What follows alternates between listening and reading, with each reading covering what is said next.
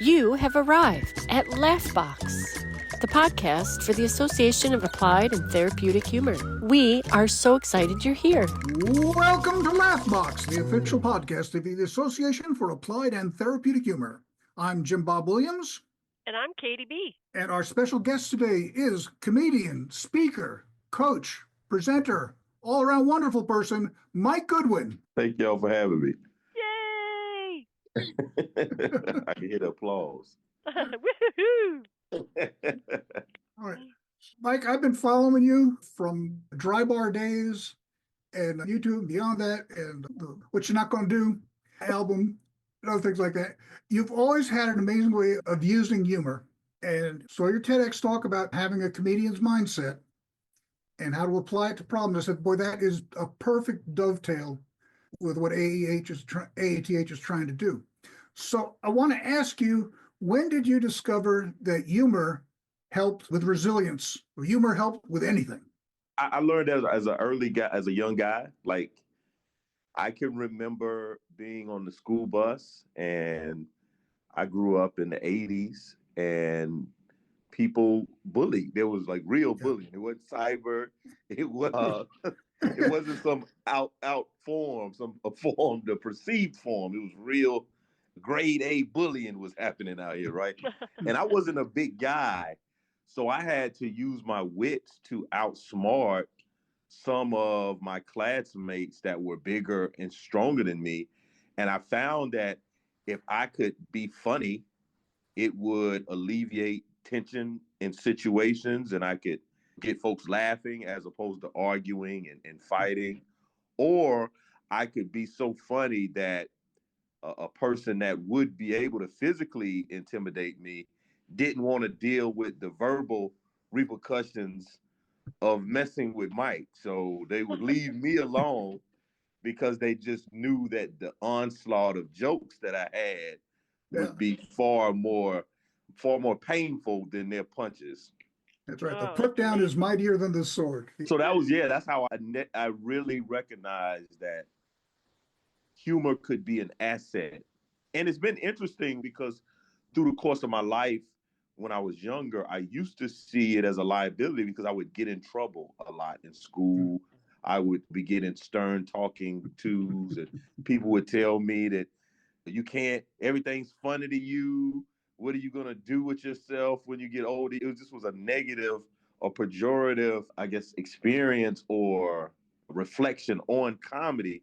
But then when I became an adult, people were singing my praises for how great of a sense of humor I had, how great it was to work with me. People wanted to be in groups and committees with me because I had an excellent sense of humor, and it drew people to me. The older I got, as opposed to when I was younger, it was a little problematic. That's fantastic. Amazing. Love it. You made a career out of it. Oh, let me say this. You made a career out of it, and everyone doubted you. Right. What do you think everything's funny? Like, I can remember just being a kid and everything's funny to you. You don't take anything serious. And now that's how I pay my bills. That's it's a very strange thing. Yeah. Okay. So it looks like you've been on this journey from entertainer, and now it's speaker and coach. So it's like going from education and entertainment to education. Tell us about that journey. I mean, you're there as a comedian, you've got the Dry Bar special, you've been on the Today Show, but now you pivot to something else. Now, what's happened? So what happened, Jim, initially was I joined the Army after high school. That was my first entry into adulthood. So I joined the Army, and I think the thing I walked away from is so many lessons, so many experiences, but the thing I walked away from that was the biggest, that resonated the most with me or impacted me the most, was the Army's concentration on professionalism. Like, you just were a professional. You're a professional soldier. You're a professional. You represent the country. You represent a unit. And that really resonated with me. And I think I took that with me as I left the military and went to college. I've always had this professional outlook from my time in the military. So I went to college and I had ideals of actually becoming a dean of students. Oh. I got a bachelor's in science and political science. And I was intending on, and I went to and got a graduate degree in higher ed administration. And it was my goal to work my way up the ranks in student affairs. I went to graduate school. I worked in the leadership department with students. I worked in Greek life. I worked in multicultural student affairs. And from there, I took a job as the college counselor at the independent school. And I was working with families and students, helping them navigate the college admissions process. And along that journey, I discovered stand up as a professional endeavor, as opposed to just making people laugh that were friends and family or coworkers. And that kind of really changed the trajectory of my professional intentions or my professional endeavors. And I had that background in education. And I think where I am now, I guess I'm trying to bring all of myself to the marketplace because I've been successful doing stand up and doing comedy. But then I also recognize that, man, there's a lot of boring keynote speeches that people have to labor through. And it'd be great to get into some of these conferences and some of these leadership retreats.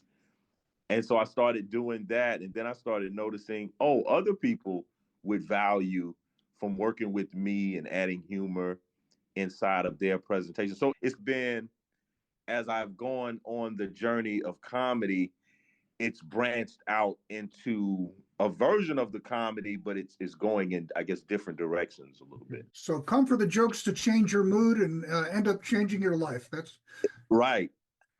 A beautiful transition. And I noticed that your sets are structured so precisely. So I teach a little stand-up comedy thing locally. Okay. Right? Yeah. Okay. But I point to your sets as, for example, you have a routine on how we pick on cats. Okay. Letting the cat out of the bag and right. The cat, all that. And I look at that as an example. So this is how you structure, this is how you take everyday material, reframe it, okay, build your callbacks into it. And it was all the gags are there. I guess it's army, so all the gags are walking in formation. Okay. Exactly. It's uniform, dress right, right? They're all standing in formation, dress right, dress. And there's a method to my madness. I'm a real classic kind of guy. I'm a great study of the art. I love, one of the things that I understand about comedy is more than just the words. Okay. And my body language, my pacing, my timing, my facial expressions. Like I'm trying to get all of those things moving in the same direction. Because I even thought about some of my favorite comics or some of my favorite bits aren't even the jokes sometimes. Maybe it's just a noise. Bill Cosby has that Noah bit. Yeah. And when woo-bah, woo-bah, woo-bah, that just cracks me up because I see him cutting wood with this saw, woo-bah. So I thought about those things. What makes me laugh? And it sometimes it's not even the words. It may be a facial expression. It may be this random sound. It may be the voice that I do when I'm doing my grandmother. It's just those other little small intricacies I'd really try to focus on and not just focus on the words. Beautiful. And can you tell us about what you're not going to do? Yeah. So what you're not going to do is a phrase that I use, and that's really how I start my sets because I'm from South Carolina. I grew up, I'm a Southern gentleman. And as from whatever part of the country you're from, Southerners have a unique way to communicate. And we have these phrases and these sayings and these idioms. And I grew up in a house where my mother was always telling me what I was not gonna do. You're not gonna do these things, but it became one word. This phrase of, Michael, you cannot do that, simply became what you're not gonna do. And it's more impactful. It's more potent. It's like back to the military example. There's a command of execution. There's a preparatory command, and then there's a command of execution. So it's company attention. So it's like what you're not gonna do. So the not gonna do is it grabs your attention. So you're like, what? And you look and you're like, oh, you're talking to me. And what you're not gonna do is keep running in and out of this house. And it just rolls off your tongue when you hear it. And people, it resonates. You can think of so many examples on your commute to work. Somebody cuts you off. You're like, man, what you're not gonna do is cut me off in traffic. That's what you're not gonna do. So it's Southern, but it's universal, I believe.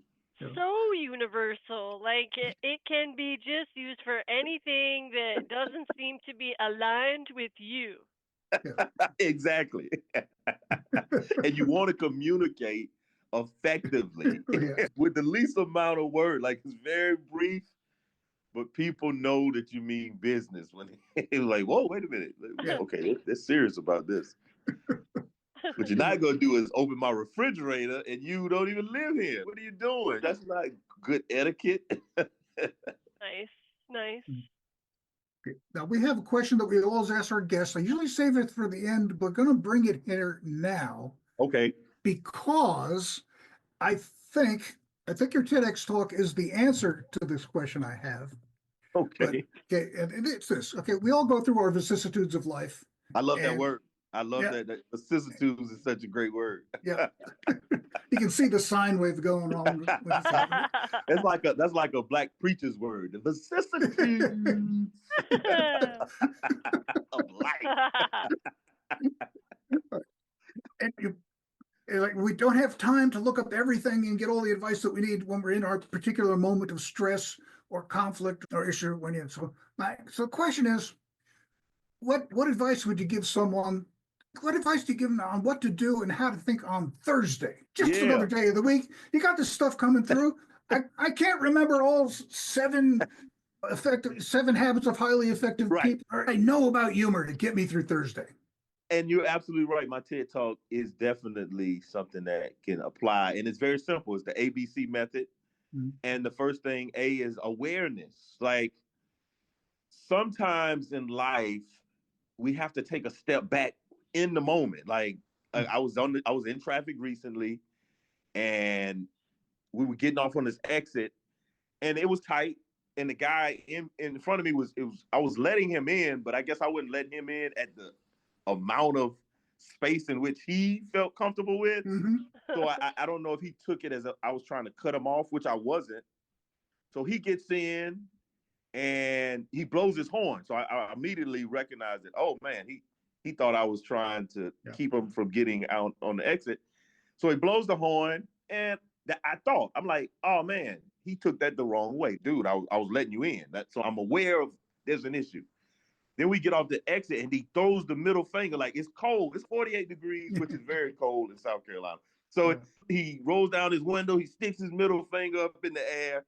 And so I'm looking like, oh, he's very angry. But I'm unattached to the situation. I'm looking at it a step back because normally I would blow my horn back and I want to pull up beside him and show him my fingers too. And I want to get some retribution. So I was like, oh, my man's very upset. But it was the type of traffic where he just couldn't drive off. So I pull up beside him and I throw the peace sign. Hey, man, peace. Like, I know you're pissed off, but I'm not. Like, but I was aware in that moment of what was happening, how he may have taken the situation versus the way that it really was. So I think in life, just take a moment to be aware of how you feeling, what has happened. Think about it from the other person's perspective. And then the B is just breathe. Just take a moment, take a beat and breathe. Don't react. Don't think of a comeback. Just breathe. And then the C is curiosity. Is man, I wonder what happened with the guy this morning. Like that wasn't about me. That's about them sometimes. And so just being curious. And that's why I feel like you find humor.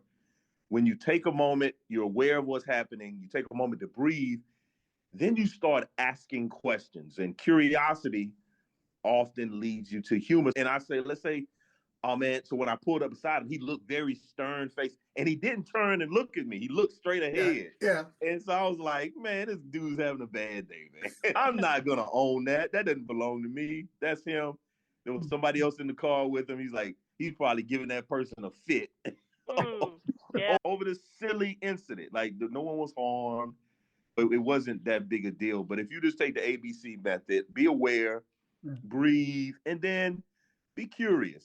That can help you navigate some of these tough moments that we find ourselves in when we feel overwhelmed or we feel that we want to get some retribution. Yeah. Love it. And I love that comedian mindset. And I think in Venn diagrams, overlapping circles. Yeah. The ABC process, that has a lot in common with improv and has a lot of problem with other creativity and exercises. Like, for example, improv, you're supposed to be in the moment, being aware of what's happening. And some people feel there's a pressure to have a joke during an improv set, but it's not. Okay? Yeah. Take that breath and imagine the possibilities. And the C, I'd like to spend some time on that part of it. Okay. Because again, there are a lot of, you mentioned a lot of things about the Harvard Business Review, talking about the power of curiosity. I've been in large organizations. Sometimes as curious as we got was, what the heck did they have in mind when they issued this? But curiosity is more than that. It's more than that, right? Yeah. Curiosity, sometimes it's like sending, like in Star Trek, sending out a probe or something. Exactly. To test the environment and say, oh, what's the story behind the bad mood that the boss is in? Yeah. And even to the point, we have these, it happens because let's fast forward to maybe an hour later and you're like, man, I wish I would have said. You had that thought in your brain, but you didn't give yourself enough time to retrieve it in the moment. So we'll go on with our day later and was like, oh, man, I really could have defused that situation if I just said this or if I just responded. And again, it's not even a joke. You're like, hey, did you have breakfast this morning? And it's not a joke, but it's, oh yeah, my sugar is a little low. Yeah, I do have it. And it will help to, in most cases, I'm looking often to alleviate conflict. I don't think conflict's a bad thing, but I don't want conflict to get in the way of productivity and consensus. To some degree, I think it's important to have conflict if we can have conflict in a very measured, orchestrated manner. Yeah. Love it. And speaking of that conflict, can you talk a little bit about kindness? Yes. Yes, I think we live in the society, I think we live in the era of the troll, unfortunately, right? Because online comments, we can have this anonymity. You can have a different account where you just go and trash people. It's just true. There used to be consequences to trashing folks. Yeah. Right. Yeah. Like you can say it, but there may be a consequence to saying it, right? Yeah. And so I think now we live in a day where some folks feel as though there are no consequences. People will say things in my comments and I'll respond. And they were like, oh, I didn't think you were going to say it. Like, why did you put it up there? Hey? Yeah. What are you doing? So I think that to acknowledge that sometimes people are trolling because they just want some attention. It's not who they are. It doesn't represent their, if you met this person and had coffee or dinner with them, they would be pleasant. Yeah. But we have these outlets in which I don't know if they're very helpful or very productive. And I guess it's impulse. Like I gotta get this off my chest. And I need to say these things. Like sometimes you don't need to say these things. You shouldn't go with your gut if you've got irritable bowel syndrome. Yeah, like we need to test your gut. Like your gut is full of toxins. Yeah. Nobody wants to see it right now. You should trust your gut. You should heal your gut. Then, so I think that kindness is one of those things where I read like a article or something like if you smile at someone, they are likely to smile at you. Yeah. And Yep. whatever type of energy you give off, that's the type of energy you get back. But I think oftentimes we're very defensive and it's hard to be kind Mm. if I feel like you're going to take advantage of me, you're going to slight me, you're going to not consider me. I need to consider myself. So I think that in the midst of any type of conflict, just be mindful that, hey, man, these folks are probably going for the same type of challenges that you're going through. I was talking to my cousin last night, and I'm the oldest of three siblings. And if you look at me and my brothers and sisters, you would think that I had no worries in the world. I came from I was groomed in this high society. I had all access to resources and education and opportunities. And here I am. And it's like, no, that's not how it happened. I had the same tough situations that we all encountered. But I just never dwelled on those things. I just always was a person that was I'm problem solution oriented. Okay, I need money to go to college. Let's join the military because my grades are terrible. So I need to go. I have a few options here. And so that's just how I'm oriented. And I just similar to the laughter and comedy, it doesn't cost anything to be kind. Like it doesn't take away. I think it adds. And so I think that especially those of us that are leaders, those of us that are good natured and good hearted, it costs us nothing to be kind. Yeah. Agreed. 100%. I will say you can bring some pretty grim topics into comedy and cover them. Okay. And one thing that you mentioned that it hit home. Okay. It hit home. But you talked about how there's the guy from Weather Channel, the one out that died in the middle of a tornado. Yeah. And at least he died what he loved doing. Oh, yeah. Yeah. It's like, I don't know about that. Yeah. But then you went to the part about here's someone they died of an overdose. But at least that hit hard. Okay. Yeah. I've lost people to overdoses. Okay. Yeah. But I had to laugh at that because it's right. Nobody said that. That joke here's the first thing in terms of my when I write and how I produce material. I write material so that 100% of the room can laugh.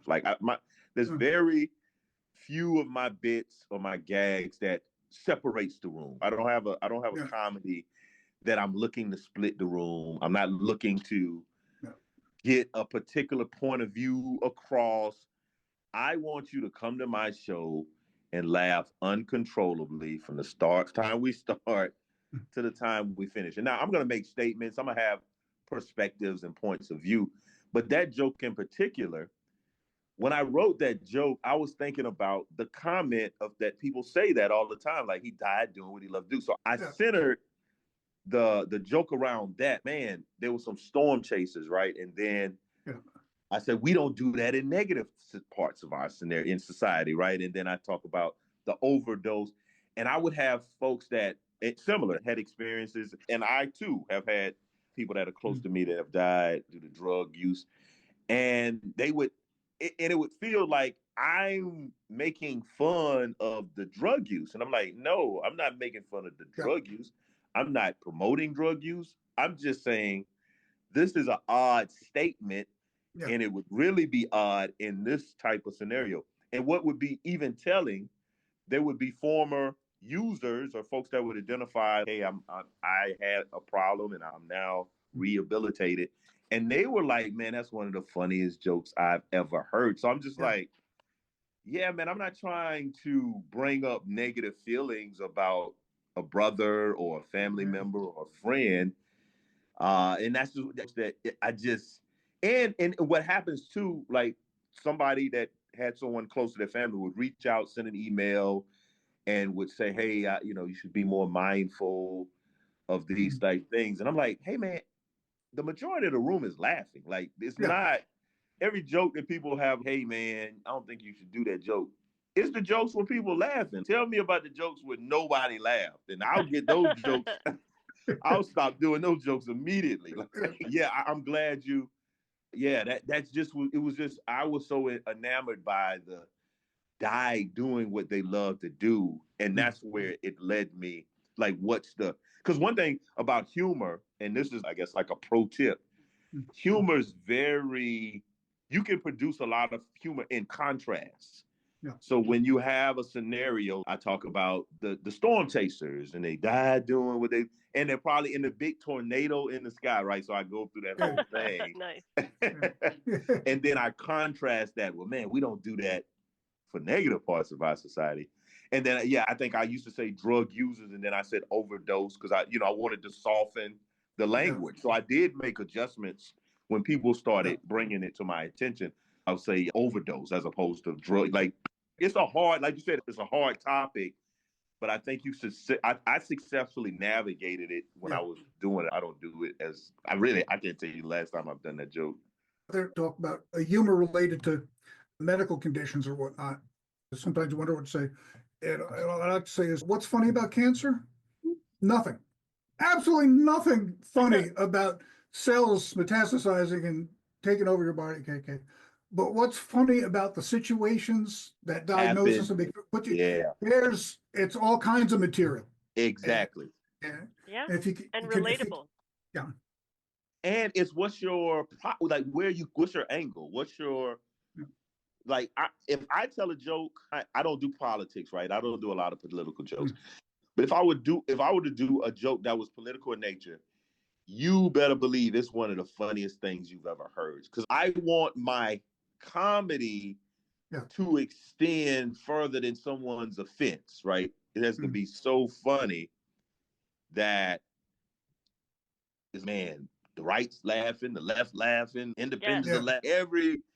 This is not just targeted. Yeah, like you just said, there are scenarios in my life. An example, I lived it. My parents, I talked about in my TEDx. My parents would get into arguments. I grew up in a very dysfunctional environment, but I found a way to alleviate tension and stress in my home by cracking jokes and being humorous. Very nice. And do you think everyone should wear a cardigan? I get so much. People love that sweater. I think it's funny because, again, when I walk out there, you're not thinking, hey, here's a stand-up comedian. You're like, this is a college professor. This is some type of academic. This is a professor of arts and science. That's right. The key to humor is incongruity, right? You're right. Yeah, it throws you off. It's like, this guy is really funny, but he looks very studious.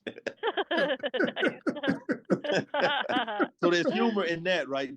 I think I'm like a nuclear weapon. Like, they carry nuclear weapons in suitcases. It can destroy the world, but it's so unassuming. It's in a suitcase. Some pencils, some briefs. What's next? Is there a particular problem or application that you're going to look at next into bringing humor to solve the problems relating to those areas? Yes, I would love to work with more speakers and helping them improve their storytelling and their humor in their presentations. I think that I would love to do some workshops and some intensives. I'm actually doing one in April here in South Carolina with some speakers. I want to help folks level up their talks and level up their communication skills. And you don't have to be a stand-up comedian to do it. If you just learn a couple of tricks and techniques, you can make a dry presentation. Because a lot of times folks have great content, but they don't enjoy doing the presentation. And sometimes the audience may not enjoy hearing parts of it because it is a little bit, it's not engaging. It can be dry and very academic. So if I could give folks a couple of tools and ability, some resources to spicing and liven up their presentation, I think that is the direction that I'm interested in going. Yeah, because their presentations are going to be more memorable. The audience is going to respond better, and they'll probably get more invitations for return gigs. Oh, that's a pitch right there. Yeah. You just did a whole commercial. I'd I'd love to. I'd love for you. Do you know Andrew Tarvin? Let me just say. I know Andrew. Yes, I have his book. Okay. Yeah. Okay. I met him at the National Speakers Associations before. Oh, okay. He has all the statistical data that you need to follow up on the points. He's done the research. Yeah, he's an engineer by training, but went from engineering into improv and stand up, and then came back to helping organizations. So he's got that. And I would just love to see the two of you work on a problem together and see how you would solve it. Again, getting back to the idea of curiosity and how do you apply curiosity? The joke technique of if this is true, then what else is true? Man, that's one thing I thought of was that applied to curiosity is that, okay, if this person is mad at blank, would they be mad at blank? If letting the cat the bag out is a good thing, what did the guy have? Why did the cat have a bag full of cats in the first place? And so on and so forth. And curiosity is that's part of the creative process. That's the fuel behind a lot of my bits, because if you just listen to, I got this joke about all these home subdivisions called plantation in South Carolina. Yeah. Right? I'm like, right. Who's building? and most of us have seen it. Like, we drive by these places. It's no big thought. But to bring it out of our subconscious and sit it right in front of us, you're like, yeah, that would be a little problematic. Like, I don't know about you, but I can't live on a plantation. That I deliver. And I enjoy, because I know the laugh is coming. You said something earlier about just how my comedy is, I think I'm ad-libbing, or basically, I think of myself like a quarterback in the pocket. Yeah. And if you throw the ball too soon, it's an interception. You throw it too late, it's incomplete. So there's this amount of time that you got to stand in the pocket to deliver the joke. And if you watch me, I'll just look around, I'll nod my head, because I'm waiting for that time to where I can deliver it. And one of the ways I saw this, I went to this play years ago called First Samuel. This is a play that was doing it at this theater in town.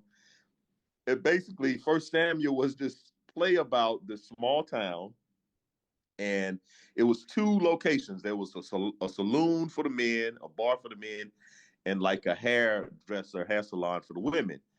And someone had died in their town. Someone had died, and I think it was a woman had died, but when they went to do the funeral, went to not eulogize, but went to embalm her and all those things, they found out that she was a he.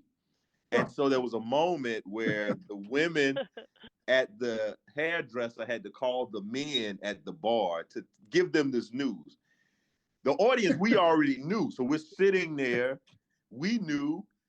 Everyone knew. But the longer they took to say it, it just became funnier. And I can remember sitting in that audience, like exploding with anticipation of, and the person just held it, and they would do like, just left the funeral home, and the longer they took to tell it, it just was funnier. And so I started implementing that in my set. So I hold it. I just hold. Everybody know what I'm about to say. I've laid out this logical path exactly what I'm about to say. Even with the joke in the big tornado in the sky, I'll hold that and say in the big crack house in the sky, right? So it's this weight and this anticipation that just makes it funnier. And I've implemented. That's a technique that I've implemented. Love it, love it. And can you talk about curiosity and parenthood? Oh my goodness. Let me first say that I have two children. My daughter's a senior in high school, and I don't feel great about this. I don't like it. She'll be graduating in May, and I'm not a big fan of that. But she has some great schools options to choose from. And then I have a 14-year-old son, And I think for the longest time, I was trying to raise my son like he was the child version of me. Like I was Okay. trying to give him the childhood that he never had. He was like, I didn't want that childhood. Like you're giving me I don't even know what you're talking about, dude. Like my parents don't argue. I don't Yeah. understand. You're talking crazy. And so here I am, like, son, this is a big deal. I don't understand. And I had to become curious and evaluate my parenting because I was like, hey, man, you aren't raising Michael, you're raising little you. And Michael's not little you. And I had to acknowledge that and deal with that and apologize and say, hey, man, I'm sorry, man. I really was trying to give myself what I would have wanted. Yeah. But he's not growing up in the same context that I grew up in. So it didn't connect, right? It didn't land in the way that you wanted, like jokes, you want them to land. So I'm often curious. I think one thing I just heard somebody recently say about asking, because I ask my kids about how was their day, and they always give me very superficial answers. They'll tell me in math class I did this, and in English class this happened, and I made this on my test. But they're not giving me any juicy stuff. They're not giving me the stuff that impacts them and how they feel. And I read this great quote. So I heard that someone suggested you should ask what was something like a high point of the day and what was a low point of the day. And so now it gets into more conversation. My son's very one word answer. Hey man, how was did you enjoy the movie? Yes. Yeah. And I'm like, hey man, what did you enjoy about the movie? Popcorn. That's not the movie, son. Popcorn. We could have had popcorn at the house. Does he tell you what you're not going to do? He does, but he keeps it silent. He didn't say it out loud. He does. What I'm not going to do is clean my room. That's what he does. Because it's but never he doesn't clean say, when I go Dad, in what you're not going to do. He's always, what he's not going to do is brush his teeth. And I'm like, hey, man, you need to. It's hard having teenagers, isn't it? It is. It's so fleeting. I was just telling my son the other day because I was talking to him about entrepreneurship. And I'm always trying to impart fatherly wisdom. And I was asking him, and one thing I noticed with my son is I have to be intentional to help him build up his confidence because he's the kind of guy that he'll say, I'll ask him like, hey man, are you interested in driving? And my son's 14. And he was like, yeah, I don't think it's time for me to drive yet. And it was like, hey, no, man, that's not the answer. He's always, I don't think I'm quite ready. Like he's the I'm not quite ready yet guy. And I'm telling him like, son, I don't really think that there's ever a point in life where we 100% feel ready. Like that oftentimes I do things where I'm not 100% ready. And I have concerns and I have fears and I have all type of trepidation, but I still move forward. So I'm constantly having these types of conversations with him. He's such a neat guy. He was born prematurely, like 6 weeks. And I was just talking to him about that because I was like, hey, man, you probably don't remember. You had occupational therapy, you had voice. Like you are a miracle, man. Like you are doing so well. And so I'm constantly trying to remind him that, no, man, you have the stuff. You're good. You are enough. And because he has a very high achieving sister. So his sister is killing it. His sister's killing it. And she could do no wrong. She is. So he's under that shadow. And so I really don't want him. I want him to have his own identity and to be confident in his abilities, even though he has a superstar sister that's in front of him. And I think it's interesting that he was born when he wasn't quite ready. He wasn't quite ready. That's so good.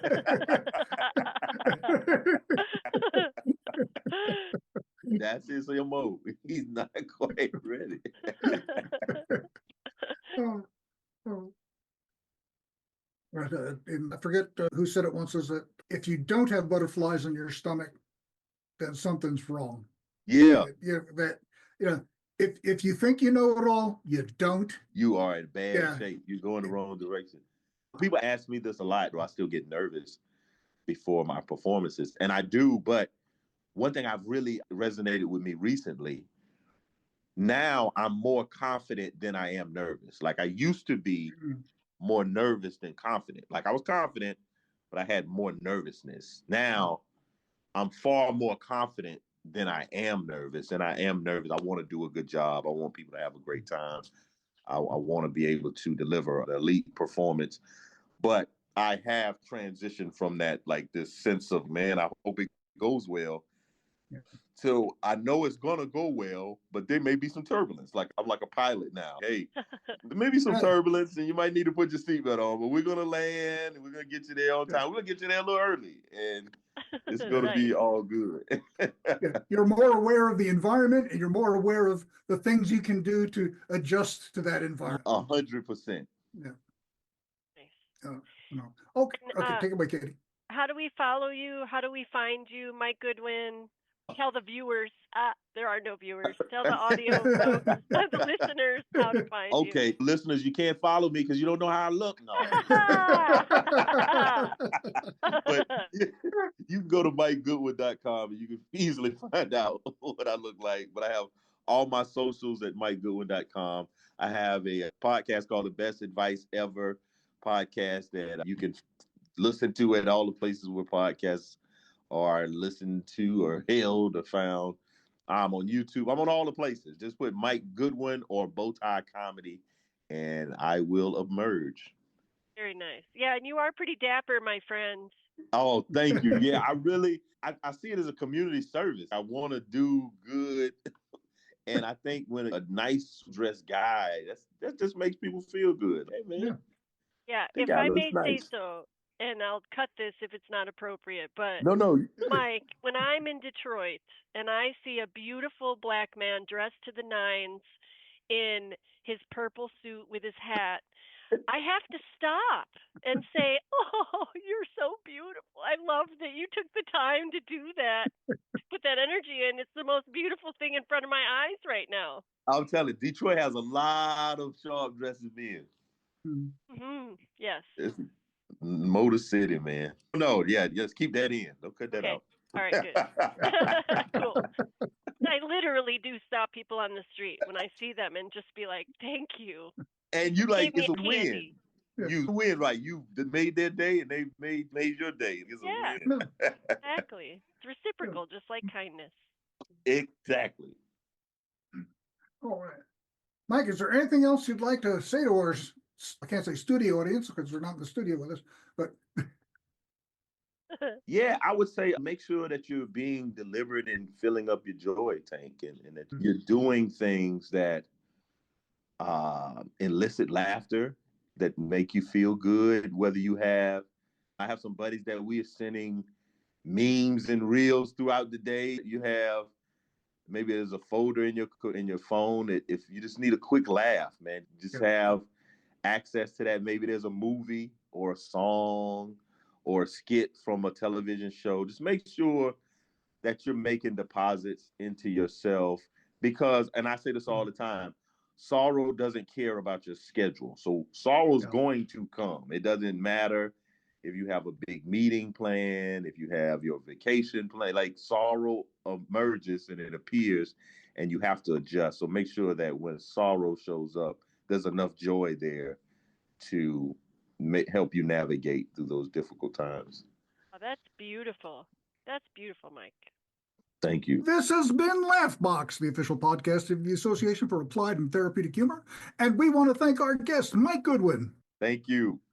On behalf of AATH, I'm Jim Bob Williams. And I'm Katie B. And we'll see you next time on Laughbox. Woo! Thank you, Mike. Thank y'all for having me. Laughbox is a production of the Association for Applied and Therapeutic Humor. Visit us online at www.aath.org. Follow us on social media, Facebook, Twitter, Instagram, or LinkedIn. Music by Gary Rubio. For more information, www.garyrubiomusic.com.